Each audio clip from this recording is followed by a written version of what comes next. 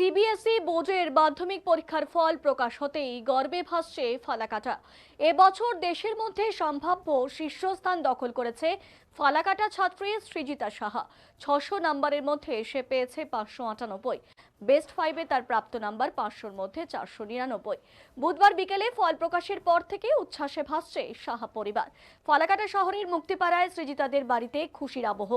আত্মীয় পরিজন এবং প্রতিবেশীদের শুভেচ্ছায় ভরে উঠেছে তাদের বাড়ি। সৃজিতা জানায়, নিয়মিত গৃহশিক্ষকের ওপর নির্ভর না করেই সে পড়াশোনা করেছে। শুধুমাত্র অঙ্ক এবং বাংলার জন্য আলাদা শিক্ষক থাকলেও বাকি বিষয়গুলো সে নিজেই প্রস্তুতি নিয়েছে। কোনো বিষয় অসুবিধা হলে অনলাইনে সাহায্য নিয়েছে। ভবিষ্যতে চিকিৎসা খাওয়ার ইচ্ছে রয়েছে সৃজিতার। তার এই লক্ষ্যকে সমর্থন করছেন বাবা সুজিত সাহা ও মা শুক্লা সাহা। বাবা পেশায় ব্যবসায়ী, মা গৃহবধূ। মেয়ের স্বপ্ন পূরণে তারা সব রকমভাবে পাশে থাকার আশ্বাস দিয়েছেন। পরিশ্রম, আত্মনিয়ন্ত্রণ এবং সঠিক পরিকল্পনাই সাফল্যের চাবিকাঠি। নিজের সাফল্যের রহস্য হিসেবে এমনটাই জানালো সৃজিতা। সৃজিতা লেখাপড়ার পাশাপাশি আবৃত্তি এবং নাচ তার শখ ছিল। নাচ করতে এবং আবৃত্তি করতে ভালোবাসে এবং রবীন্দ্রনাথের সব কবিতাই তার কাছে প্রিয়।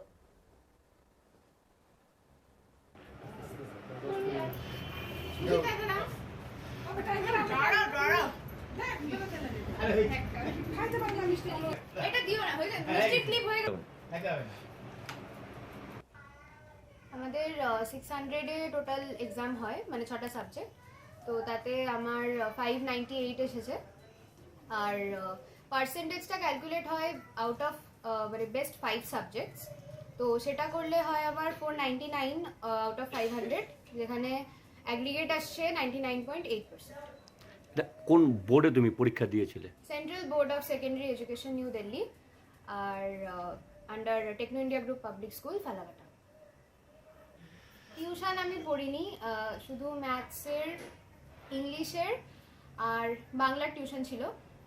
বাকি যে সাবজেক্টগুলো, সোশ্যাল সায়েন্স আর আর্টিফিশিয়াল ইন্টেলিজেন্স একটা অ্যাডিশনাল সাবজেক্ট থাকে আমাদের, এই সাবজেক্টগুলোতে আমার টিউশন ছিল না।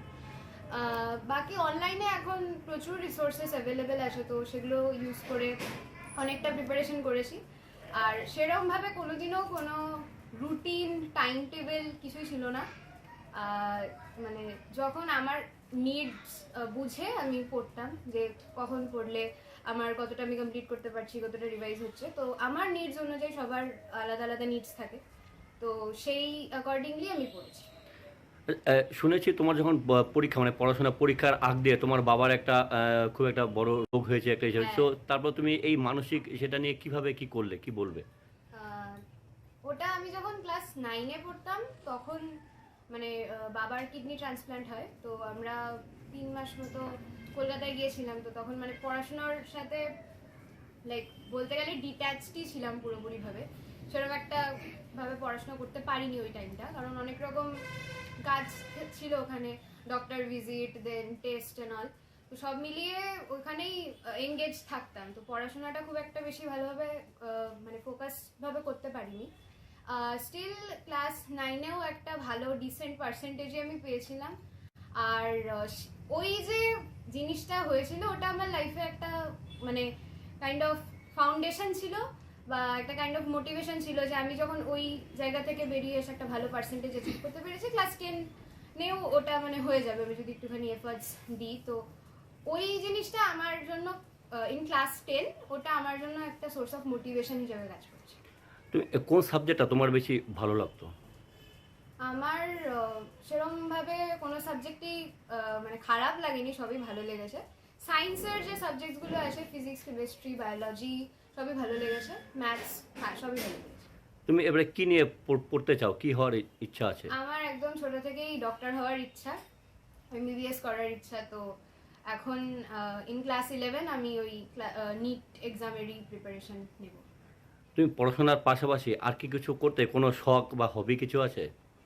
পড়াশোনার পাশে আমি এক্সট্রা কো-কারিকুলারের মধ্যে আমার নাচ করতাম আর আবৃত্তি করতে খুব বেশি ভালো লাগে। তো এইগুলোই আছে। তুমি আবৃত্তি করো না, আবৃত্তি নিজে লেখো?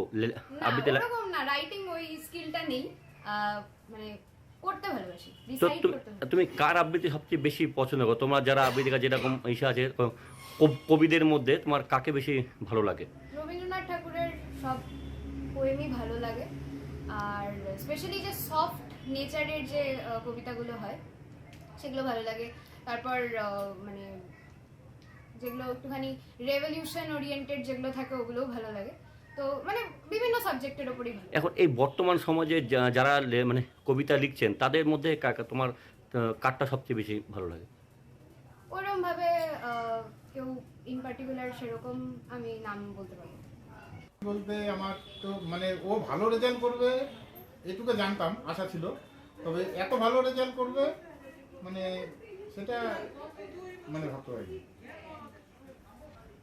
সহযোগিতা বলতে এর পেছনে ওর স্কুলের ম্যাম এবং টিচার যারা আছে সবাই ওকে হেল্প করছে, এবং ওর যে প্রাইভেট টিচার ছিল তারাও ওকে প্রচণ্ড হেল্প করছে, ওর মাও হেল্প করছে। কিন্তু তারপরে সবাই মিলে মিশে মানে এই জায়গায় আজকে রেজাল্ট আসে। আপনি কি করেন? আমি ব্যবসায়ী, তো এই থেকে 100% প্রাধান্য দিই। মানে মেয়ে চায় আপনার সেটাই ইচ্ছা? আর মেয়ে যেটা চাই সেটাই। আপনার নাম? আমার নাম সুজিত সাহা। বলতে এটা আনন্দ আর বলেই বোঝাতে পারবো না, কি কেমন যে লাগছে আমি ফিলিংস ঠিক বলতেই পারছি না।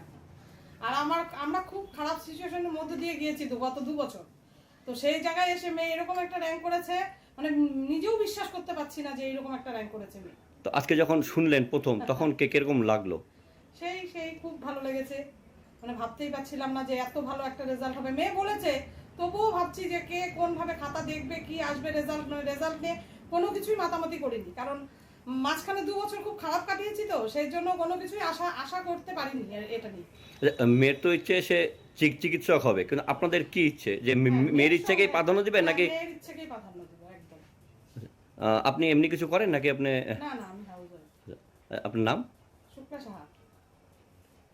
এটা আনন্দ আর বলে এখান থেকে নাকি এই কিছু পোশাক পরে যাবে।